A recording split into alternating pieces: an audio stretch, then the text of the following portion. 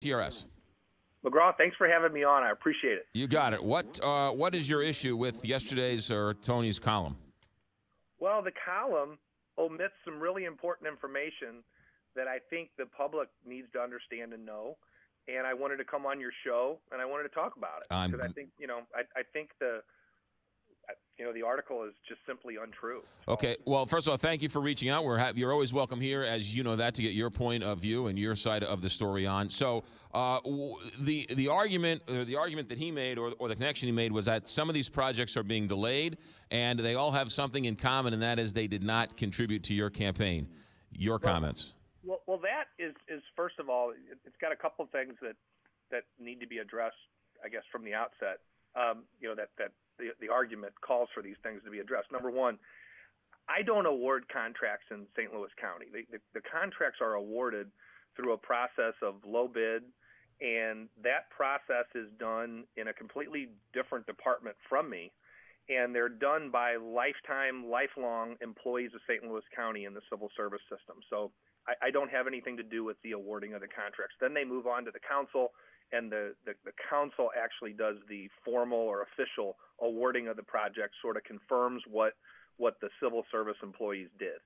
So I'm not responsible for the awarding of the contract. Now, this is my government. I'm responsible for everything in the executive branch. But as far as intention is concerned, which is what would be required to delay those contracts, that's not something I could do from the outset.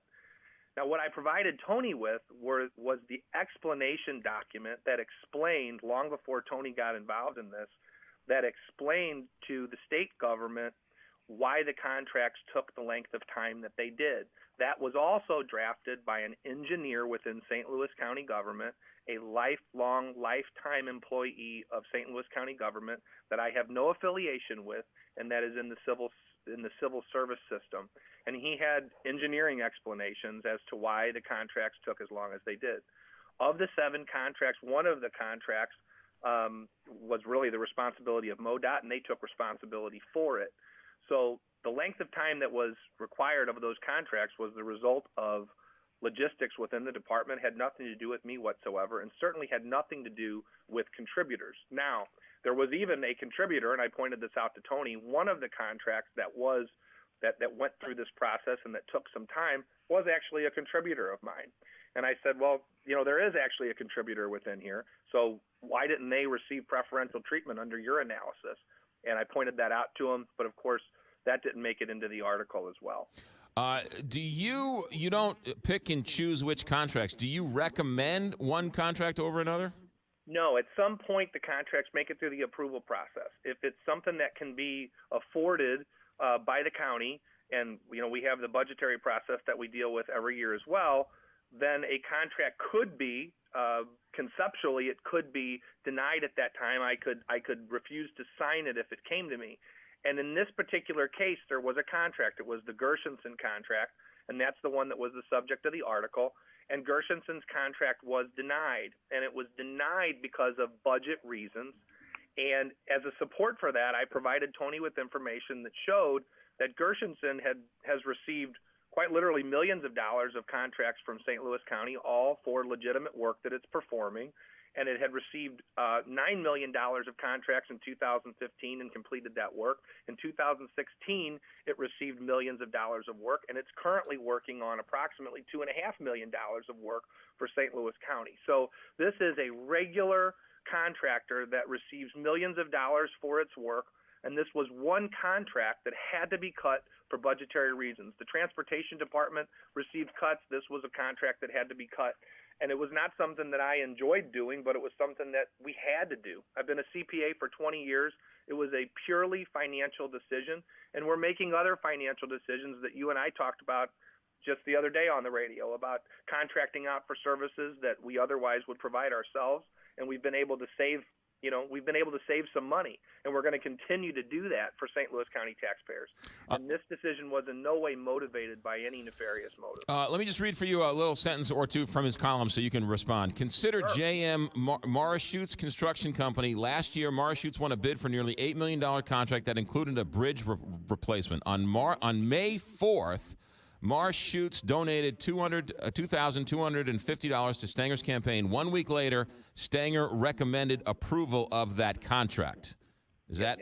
And I don't recommend approval of contracts, number one. And number two, in that particular case, that Denny Marsh Schutz just happened to also be one of the contractors who had his contract, by Tony's definition, delayed.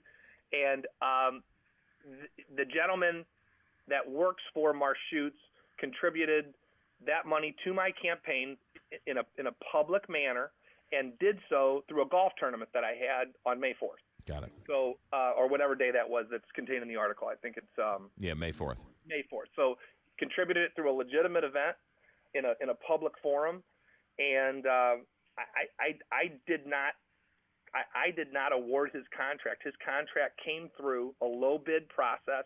It was awarded by the St. Louis County Council, and then at some point, and I'm not sure what the date of that is, I would have signed that contract to set the work into motion.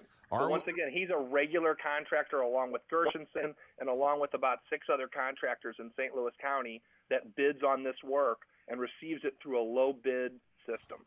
Is the county in danger of losing any federal funds for road projects? No, I've been here now for 2 years.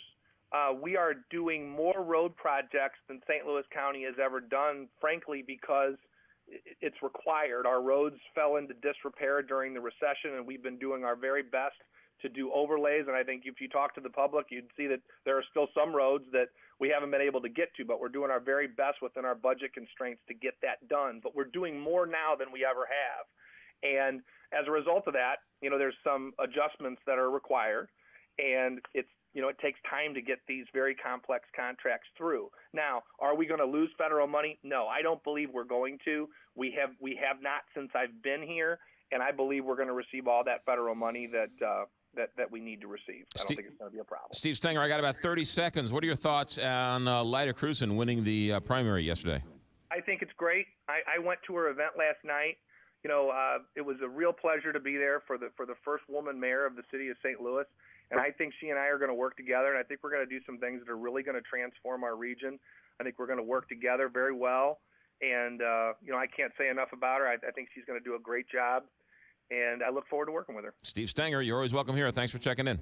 Thanks a lot. I appreciate it. You got it. St. Louis County Executive Steve Stenger responds to Tony Messenger's column and his comments yesterday on the Big 550 KTRS. Harry's Razors, that's what you need to do.